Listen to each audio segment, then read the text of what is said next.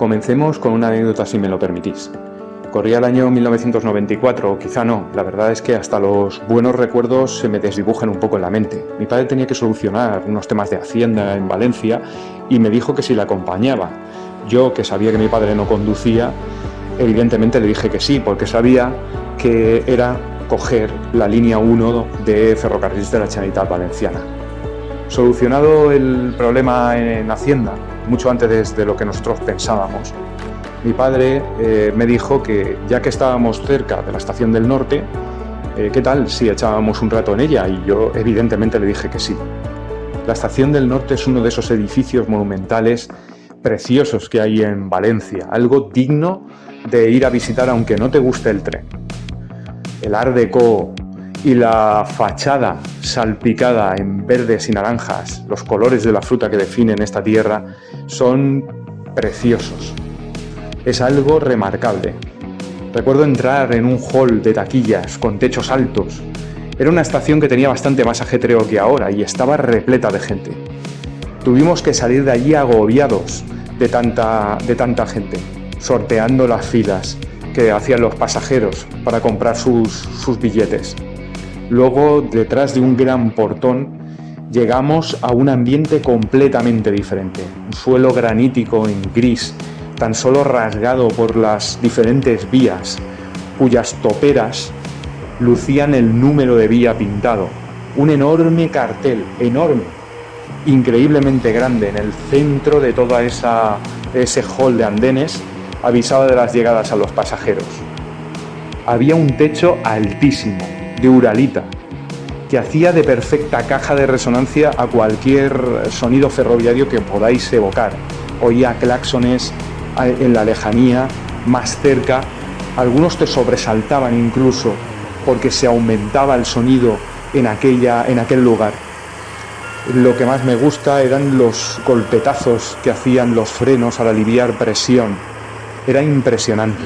A un lado teníamos automotores diésel 592 ronroneando constantemente. A otro lado 448 y 432 y alguna 444, todos ellos intercities. Y en un costado había algo rarísimo que rápidamente me fui hacia él a verlo. Era algo que no había visto en mi vida. Se trataba de una 252, la primera que veía en la vida. Y aquello me dejó perplejo. En primer lugar, estaba completamente limpia. Y para colmo, tenía un ferroviario que estaba limpiando el parabrisas. Era increíble. Aquello parecía de otro mundo. Me dio la sensación de que tenían los cristales tintados. Recuerdo los focos embutidos en unas ópticas cuadrangulares y esos carenados en las toperas. Era algo rarísimo. Mi padre, que no era una persona que entendiese mucho de ferrocarriles, pero sí que era lo suficientemente espabilado para saber que aquello no era algo normal, me dijo: ¿qué te parece? ¿Te gusta? Y yo le dije que no. Y es que estaba acostumbrado a ver las unidades de la serie 250 y 269 en aquella estación. Unidades que estaban repletas de piezas que se proyectaban de la carcasa, de protuberancias por aquí y por allá, piezas cuadrangulares, formas totalmente de caja de zapatos. Era algo completamente diferente a lo que estaba viendo. Aquellas parecían robustos tanques y esta más bien me recordó a un coche. Pero con el tiempo, la verdad es que la 252 me encantó. Mis padres, mi familia, solía utilizar el tren para ir al lugar de donde son originarios. Y la 252 me llevó buen número de veces hasta allí. Le acabé cogiendo bastante cariño a aquella locomotora. Y cuando empecé a coleccionar, en el año 2016, se convirtió en uno de mis objetivos prioritarios.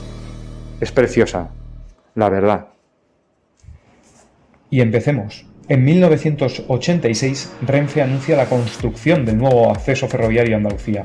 Era muy necesario debido a la congestión que experimentaba el paso al sur de Despeñaperros por Jaén, pero ya de paso se iba a conectar de forma directa Madrid con la capital administrativa de la comunidad autónoma, Sevilla, cosa que iba a venir bastante bien de cara a la celebración de la Expo 92, creando un corredor Madrid-Sevilla. No es nada casual que esta ciudad fuera entonces cuna de los dirigentes de la España del momento. Ya sabéis, España y su política tribal. Este nuevo paso se optimizaría en un principio para velocidades de 200 a 250 km/h, más tarde a 300 km/h. Y es aquí donde está la razón de ser de la petición de un nuevo tipo de locomotora que alcanzase este tipo de velocidades, inéditas en el parque motor de Renfe de la época. Un monto de nuevas locomotoras también era necesario para Renfe porque liberaría otras que actualmente encabezaban trenes de pasajeros a tareas de mercancías, y de esta manera se sustituirían las vetustas series 276, 277 y 278. Se planteó crear los requerimientos para la compra de 75 nuevos ejemplares que planteaban la carambola necesaria para dar de baja a estas 233 locomotoras de las series que hemos dicho. Y aunque la potencia nominal de estas viejas series era considerablemente menor a la de las previstas nuevas, ya esta cifra de 75 locomotoras para sustituir a 233 hacía prever un cierto desdén por el negocio de mercancías en el seno de Renfe. Los requisitos para las nuevas 75 locomotoras eléctricas fueron, pues hombre, que fueran capaces de alcanzar los 200 km/h, claro está, que fueran locomotoras de 2 bogies con 2 ejes cada uno, que tuviesen una potencia de 7.400 caballos y que fueran bitensión. Esto es porque en 1988 se pensó en adecuar el nuevo acceso ferroviario a Andalucía al uso europeo de ancho de vía UIC y potencia de catenaria de 25.000 voltios en corriente alterna. Y de esta manera se precisaba de una locomotora que captase corriente de catenaria a 25.000 voltios en corriente alterna y a los 3.000 voltios en corriente continua, típicos de la red ferroviaria española tradicional. Las condiciones especificaban las primeras entregas para 1990, cosa que no pudo hacerse así, entre otras cosas, pues por cambios en los requerimientos.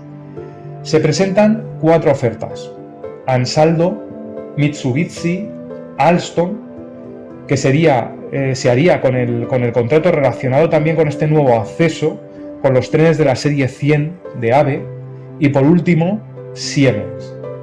Aquí podríamos destacar que entre las posibilidades estaban las locomotoras 269 de la serie 600, las Chopper, las Mitsubishi Chopper, y especialmente la Gato Montés, que finalmente no fue aceptada. Hay que hacer constar que lo que se solicitaba no era cualquier cosa. Para lograr cumplir con los requisitos de velocidad y potencia, pues se necesitaban motores trifásicos asíncronos. Tal vez por ello se eligió la propuesta del grupo Siemens, que también estaba integrada por Krauss-Maffei, Henschel y ABB, y también los socios españoles Macosa y Meinfesa, porque uno de estos socios de Siemens, Krauss-Maffei, había desarrollado la BR-20, primera máquina con dicha tecnología. Se suponía que la dominaría más que sus contendientes. Para ellos sería la responsabilidad del diseño de la nueva serie 252 de Renfe, tras alzarse como propuesta ganadora, la de Siemens. Si el abuelo del proyecto era la BR-20 de la Deutsche Bundesbahn, la Euro Sprinter pues, sería algo así como su padre y en cierta manera el prototipo.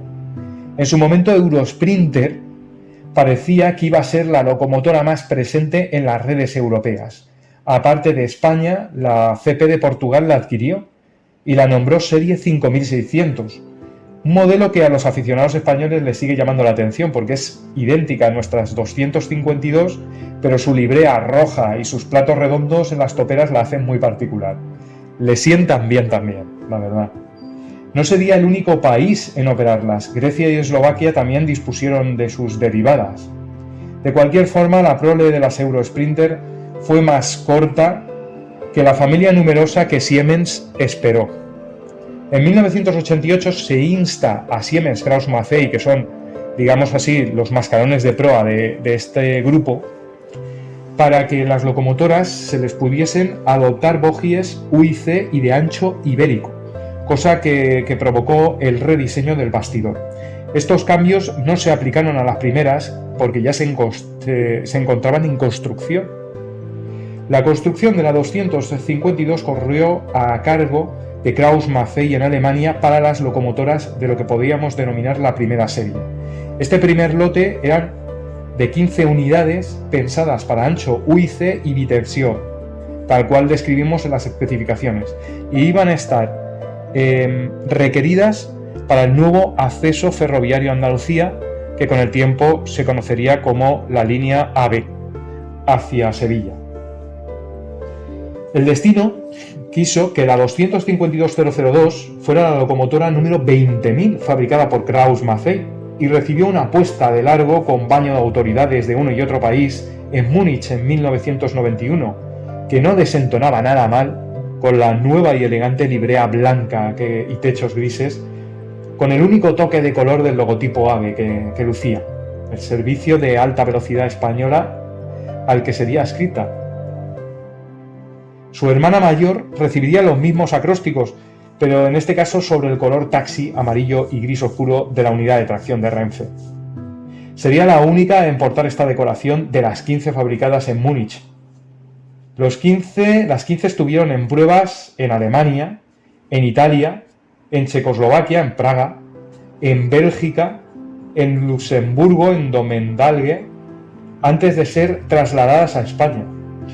Las pruebas también sirvieron para exhibirla en Europa, con la esperanza de conseguir ventas por parte de Siemens. No en vano eran las pioneras del proyecto Eurosprint. Las locomotoras del primer lote se entregaron de 1992 a 1993. Un dato interesante es que llegan a Irún remolcadas. Allí en Irún se les instaló los bogies de ancho ibérico procedentes del desguace de las malogradas 340. De esta manera fueron remolcadas hasta Parla, donde recibirían ya finalmente sus bogies definitivos UIC y las dejarían ya previstas y puestas sobre las nuevas vías de este ancho.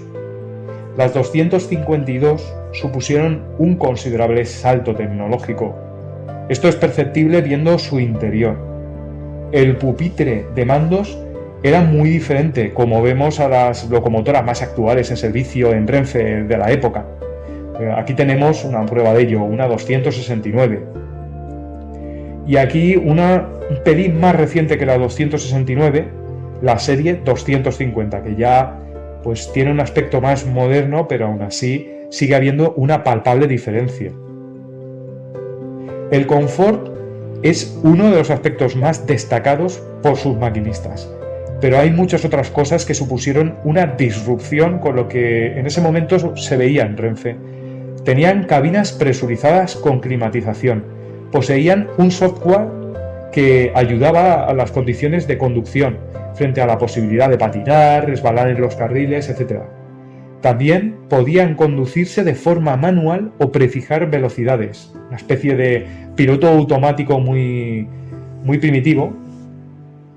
Los motores trifásicos asíncronos le permitían alcanzar velocidades de 220 km/h como velocidad autorizada, cuando las locomotoras anteriores estaban rondando los 160 km/h. El apartado de la velocidad tendría un episodio que debemos remarcar porque supuso exceder con creces lo que las especificaciones técnicas le habían obligado a la 252. La malograda 252.009, que sufrió un accidente estando ya en pruebas en 1991 en Checoslovaquia y luego fue reparada y trasladada a Francia, donde vuelve a sufrir otro accidente y tiene que volver a ser reparada. O sea que ya sufre dos accidentes antes de ser entregada a Renfe. Sería elegida, en cambio, en 1994 para alcanzar la gloria. Tirando de una composición experimental de Talgo, logró alcanzar la velocidad de 302 km/h. Todo un hito, algo totalmente inédito y que trascendió el mundo ferroviario. Llegó a prensa, normal y corriente, y fue la comidilla hasta en los bares. Aún recuerdo cómo se comentaba que comprábamos trenes a los franceses, en clara alusión a la serie 100, y un talgo le había dado sopa con ondas a estos trenes franceses.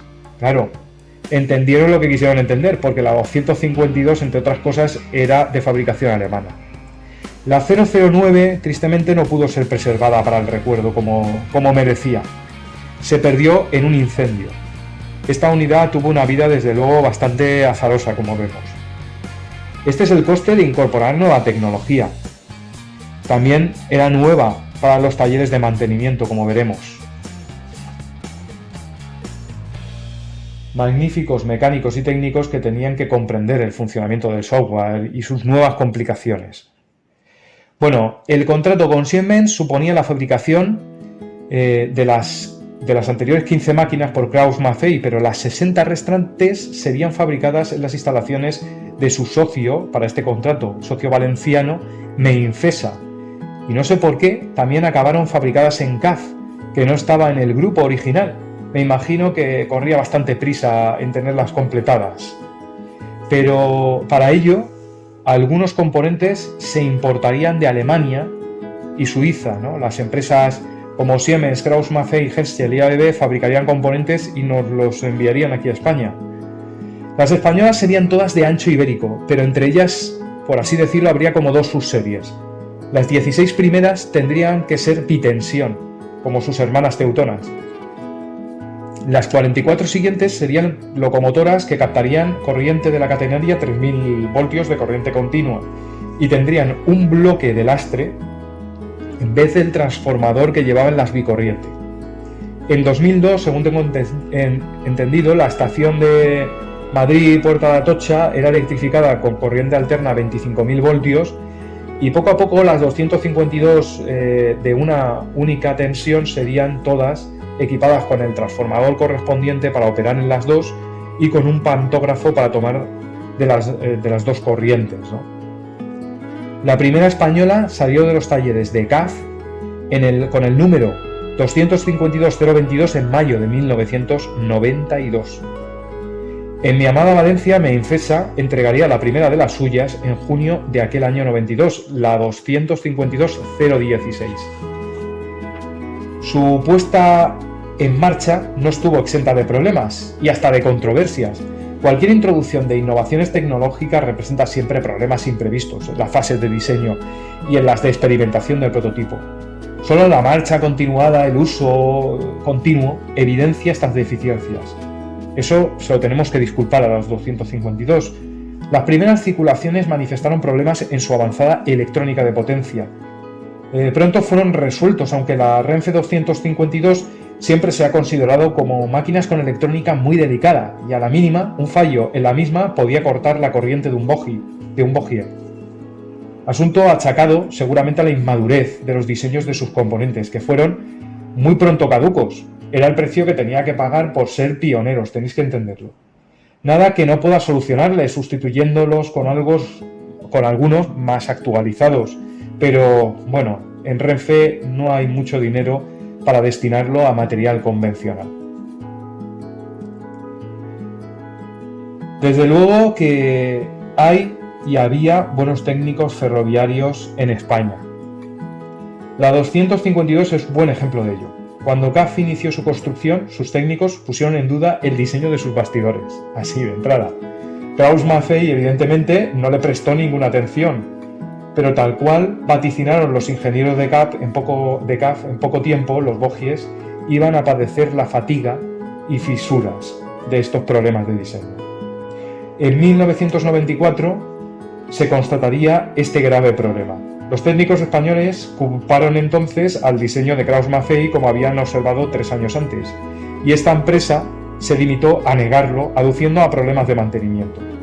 Para ello, el grupo de ingenieros españoles preparó un informe muy bien armado con una demostración técnica del problema, y Krauss-Maffei tuvo que modificar el diseño, y ya no sé si modificar los viejos bastidores o crear unos nuevos para reemplazar a los viejos de las locomotoras en las que se habían instalado. No hay mejor prueba del error de diseño de Krauss-Maffei que estos cambios denotaron que el problema desapareció por completo. En España las locomotoras fueron duramente probadas. Pues, por ejemplo, su freno dinámico eléctrico innovador fue sometido a sus límites tirándolo de trenes de mineral en la exigente línea entre La Calahorra y Almería, con muy buen resultado, por cierto, pero el trago fue muy amargo cuando se decidió someterlas al durísimo puerto de Pajares, donde se les sometió a prueba acarreando a trenes de alambrón entre León y Soto del Rey. Para estas composiciones iban detrás una locomotora 251, la reina indiscutible de esta zona, y menos mal, porque el desempeño fue bastante malo. Aquí se demostró que eran locomotoras muy patinadoras. Los días con lluvia en las pruebas fueron totalmente imposibles para estas locomotoras. Algo ocurría con el software que controlaba la falta de tracción y el patinaje. No funcionaba bien. En sí, nunca se ha conseguido solucionar su afición por el patinaje, dejando a un buen y hábil maquinista conocedor de lo que tripula como el mejor software antipatinaje que se les pudiera añadir. Estos hombres tenían que aprovechar túneles en días lluviosos para frenar o traccionar y otras habilidades por el estilo. Es irónico que la locomotora que buscaba con sus múltiples asistencias a la conducción, etc., arrinconar al hombre, necesitase del arte de la conducción experimentada para no caer en el desastre. Patinaje y arte en la conducción.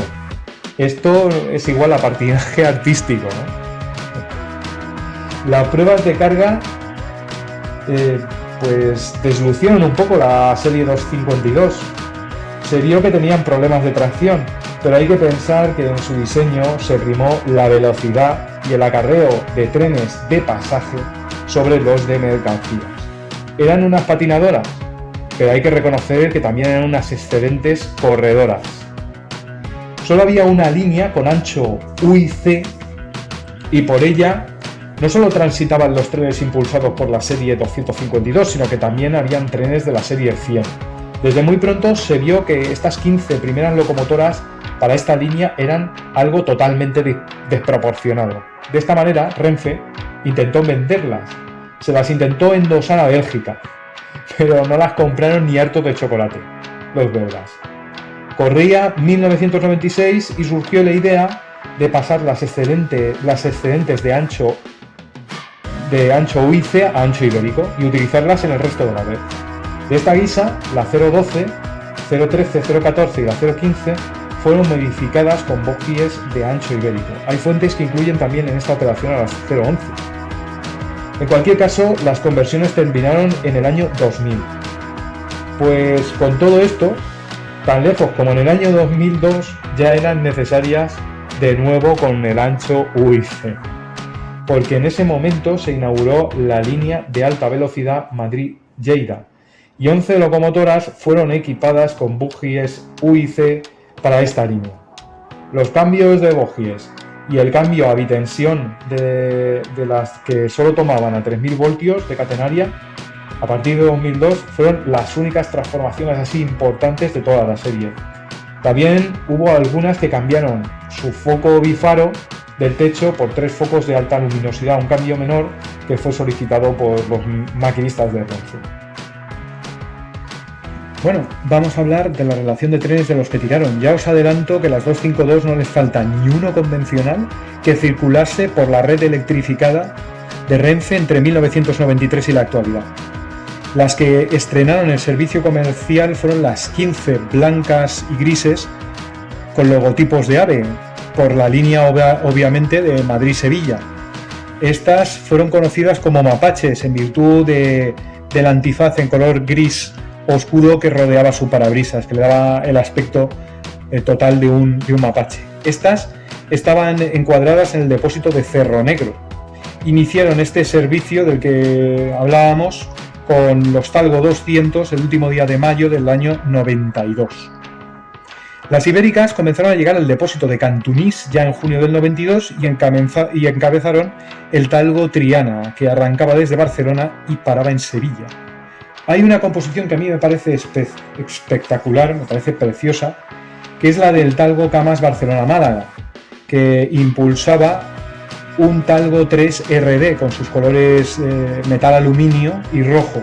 Parece una composición muy vistosa. Lo triste es que tan solo lo hizo entre junio de 1992 y este duró hasta octubre de ese mismo año, muy poco tiempo. Desde Madrid en 1993 se encabezó con las 252 el Talgo Madrid-Cádiz. Gracias a los intercambiadores de ejes Talgo instalados en Córdoba y en Majarabique, Sevilla después, se pudo utilizar indistintamente con los mismos trenes las vías del nuevo corredor entre Madrid y Sevilla y también las vías de ancho ibérico que comunicaban con las capitales de provincia andaluzas de Huelva, Cádiz y Almería, reduciendo hasta en 2 horas el viaje con respecto a lo que se hacía anteriormente, por aprovecharse las increíbles instalaciones de esta línea AVE, optimizadas finalmente para circulaciones de 300 km/h.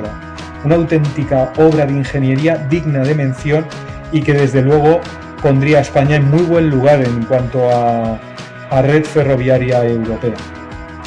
Varias rutas internacionales también se sirvieron de la máquina y los trenes más novedosos que tenía España, pues para de alguna manera representar al país como lo avanzado que realmente estaba.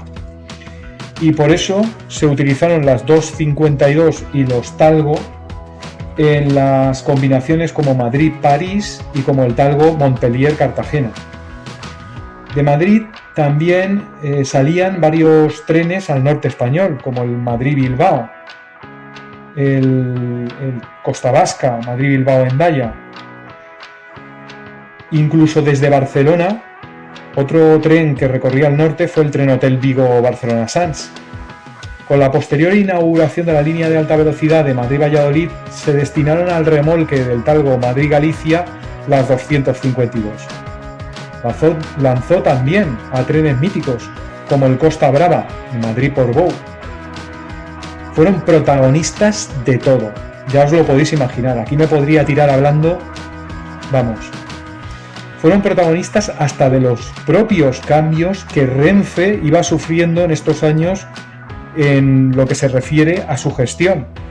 Con la aparición de la subdivisión de Renfe en unidades de negocio especializadas, las 252 acabaron adscritas a la UNE AVE y a la UNE Largo Recorrido. Hay que recordar que en 1998 la UNE Largo Recorrido cambiaría su nombre a Grandes Líneas. Y allí tendremos, por supuesto, a las 252, evidentemente.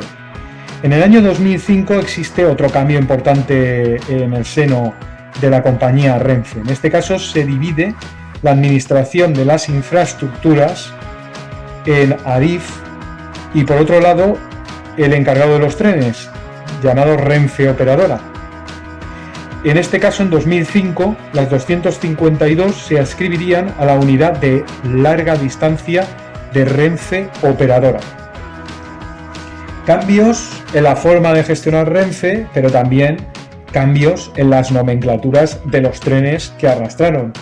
Estas vivieron los últimos coletazos de la dicotomía entre lo que se llamaba en Renfe trenes rápidos, que son pues trenes de larga distancia diurnos, y los trenes estrella, que eran los trenes de larga distancia nocturnos, que pasaron a denominarse luego con el tiempo trenes estrella, y los rápidos se les llamaron trenes diurnos. Con el tiempo los trenes estrella cambiarían el nombre y acabarían llamándose tren hotel. Durante breve tiempo, en el año 98 y 99, de nuevo los antiguos trenes rápidos, ahora trenes diurnos, acabarían volviendo otra vez a cambiar su servicio, la nomenclatura, y acabaron conociéndose durante estos 2 años como Intercities. Pero yo creo que, merced de su decoración en blanco y azul con grandes letras en los costados, son los servicios Arco y Altaria los que parece que más le van a estas locomotoras, ¿no? O por lo menos los que los aficionados recuerdan más. Esta atractiva librea se adapta con el nacimiento en el año 1999 del servicio Arco, para los que se reservan 8 locomotoras 252 de Cantunís que completarán a los Euromec en sus circulaciones de Montpellier, Barcelona, Valencia, Alicante. Incluso los Arco, con el tiempo, llevaron al tren Barcelona-Málaga. El famoso tren García Lorca, por ejemplo, un mítico que nació como tren rápido García Lorca ya en el año 89 y que vino a completar a otro mítico, al rápido Torre del Oro, Barcelona-Sevilla, en sus conexiones con el sur desde el Levante, fueron con el tiempo servicios Arco. Unos trenes de los más exitosos de la red de Renfe, habida cuenta de la fuerte inmigración andaluza que había en el Levante español. El mítico rápido, luego diurno, luego llegó a ser Intercity y luego finalmente Arco García Lorca acabaría sus días en 2011, sustituido, como no, por unidades autopropulsadas del tipo 490 en este caso, pero es algo que no va a resultar raro. El servicio Arco llegó a darle el nombre a los excelentemente reformados coches de la serie 2000 Arco y que tampoco fueron usados y también poco cuidados por Renfe. El servicio Altaria también recibió la librea blanquiazul de los Arco en su creación en el año 2001. Como los Arco, estas Altaria dejarían atrás la librea esta de la que hablamos por la nueva de Renfe Operadora. Esto ya sería bien entrados los años 2000. Esta librea sería de blancos, grises y con un toque en malva. Altaria nace como un servicio Madrid-Alicante con las ramas más modernas de Talgo 6, aunque con el tiempo hasta los Talgo 200 se encontrarían en servicios Altaria. Hubo pues el Altaria Triana, por ejemplo, que lanzaba la capital de España con Sevilla y Cádiz.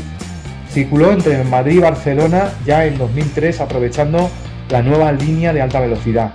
En el año 2004 se inauguró un servicio de estos Altaria a Pamplona y Logroño con Madrid.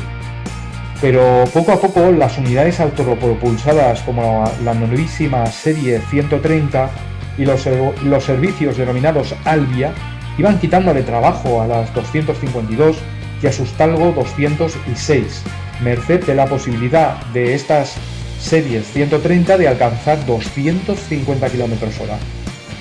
En 2020 solo quedaban 2 servicios Altaria, el Madrid-Algeciras y el Madrid-Murcia, pero este último ya se suspendería en el año 2022 con la inauguración del tramo de alta velocidad entre Madrid y Murcia.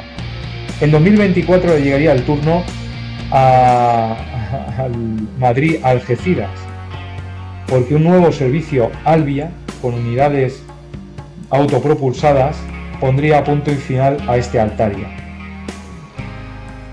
Y como bien dice, y me parece la perfecta palabra que define la situación, el youtuber Oscar Lavall dice que las 252 quedarían ociosas, me encanta la palabra. Pues esta situación dejaría ociosas a otro puñado de máquinas 252, destronadas y casi apartadas por la proliferación de las series autopropulsadas 114, 130, 490, etc. Y por una política de servicios por parte de Renfe totalmente escorada a este tipo de trenes y no a lo que conocemos como material de viajeros convencional. Desde mi opinión, es una política desacertada.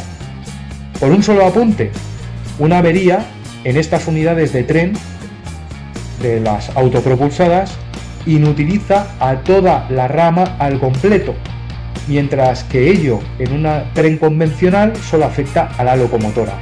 Esta puede ser fácilmente suplida y aún se dispone del tren totalmente intacto. Bueno, es su negocio y ellos sabrán mejor que yo, ¿no? Pese a sus problemas de tracción, algunas de ellas fueron destinadas a acarrear trenes de mercancías. eso sí, en lugares sin grandes pendientes, ni tampoco especialmente con malas inclemencias, ¿no? Con lluvia.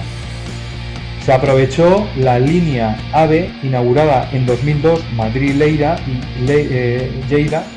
y un ramal que enlazaba Barcelona-Lyon para modificar en 2011-2012 las unidades 017, 019 y de la 024 a la 028, ambas incluidas, con ancho de bogies adecuado y capacidad para ser operadas en doble tracción. Antes, la 007 y 015 ya estaban en ello.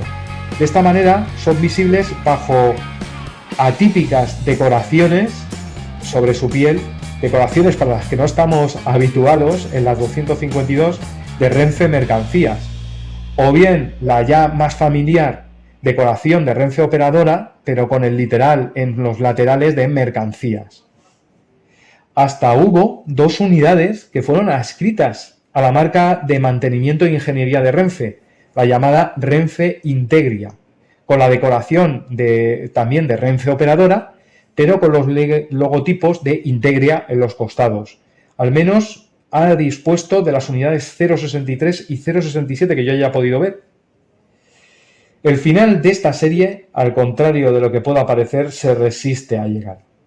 Falta de empeño en ello, no creo que falte, habida cuenta de que Renfe apuesta por los automotores y no por el material convencional, como dijimos antes.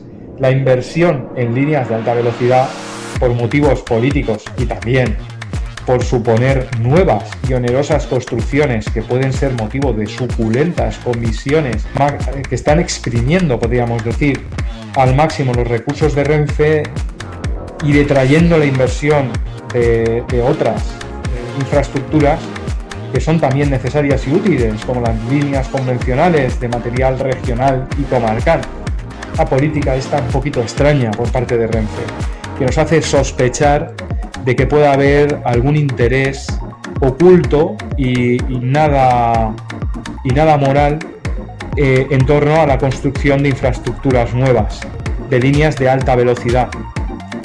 ¿Qué es lo que pasará, me pregunto, en un futuro cuando Renfe pierda terreno frente a este tipo de negocio de alta velocidad, merced de la introducción de las competencias de las nuevas compañías extranjeras?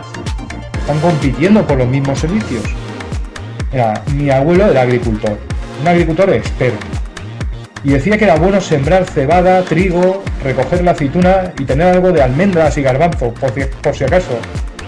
Era un sabio economista que aseguraba, con la sabiduría esta ancestral del campo, que la supervivencia estaba en no meter, mejor dicho, todos los huevos en una misma cesta. ¿No os parece? Una vez más, es su negocio. Ellos lo deben saber mejor que nosotros, ¿no? Pero desde luego los aficionados, que tampoco, no es mi caso, pero hay bastantes aficionados que saben mucho más que yo, critican esta política ávidamente y me hace reflexionar al respecto. Bueno, ya os podéis imaginar cuál es el epílogo de la 252, ¿no? La falta de repuestos para la serie 252 y el paulatino abandono, ya patente en 2019, fueron la causa de los incendios de algunas de estas unidades. La falta de limpieza en los filtros de ventilación, un cableado que ya estaba en mal estado y que clama por su sustitución, junto con el sobrecalentamiento de convertidores y transformadores, pues estuvieron detrás de los incendios de la mítica cazadora de récords 009, o de la 010, o de la 017. La última que yo conozco que se quemase fue la 031, en noviembre de 2018. La desidia y el abandono es palpable al verse ensuciadas, con esa forma de arte que, bueno, todo el arte se supone que transmite sensaciones. A mí este tipo de arte lo único que me transmite son sensaciones de podredumbre y de decadencia. Me refiero, como no, al graffiti. ¿Os gusta el graffiti? En 2023 aún hay 252 asignadas a los depósitos de Valencia, Fuente de San Luis. También en Madrid, en Cantunís, en Barcelona, y el de La Redondela, en Pontevedra. Se han desguazado ya, que tenga yo constancia, la 009, la 017, la 054 y la 062. Y no sé si también el incendio en la 031 la llevaría al desguace. La 010, la 18, la 30, la 49, la 63, la 68, la 71, la 73 figuran ya como apartadas. Las 252 se resisten, no obstante, en morir. Cuando lo hagan, tanto estas locomotoras como la exigua serie 334, seguramente estaremos ante el fin de lo que son las locomotoras de viajeros de Renfe, las locomotoras de material convencional de viajeros Renfe. Y con esto despedimos a estas grandes locomotoras de la serie 252, que han tenido una dilatada e importantísima participación en casi todo lo que ha movido Renfe por redes eléctricas desde su aparición. Unas locomotoras con sus problemas, pero también pioneras en muchos tipos de tecnología en las que en cuya introducción ellas han participado. Espero que os haya gustado este vídeo, que os haya descubierto alguna cosa que no conocíais de ellas y haber completado un poco el conocimiento. También os animo a que os suscribáis si os gusta este tipo de contenido, y de igual forma a que utilicéis los comentarios para completar la información.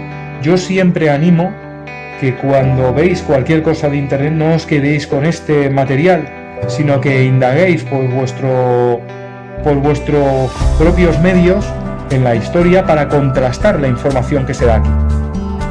Empezando por los comentarios, que muchas veces son corrección o complemento de lo que se dice en el vídeo. Muchísimas gracias y hasta el próximo vídeo. Chao, chao.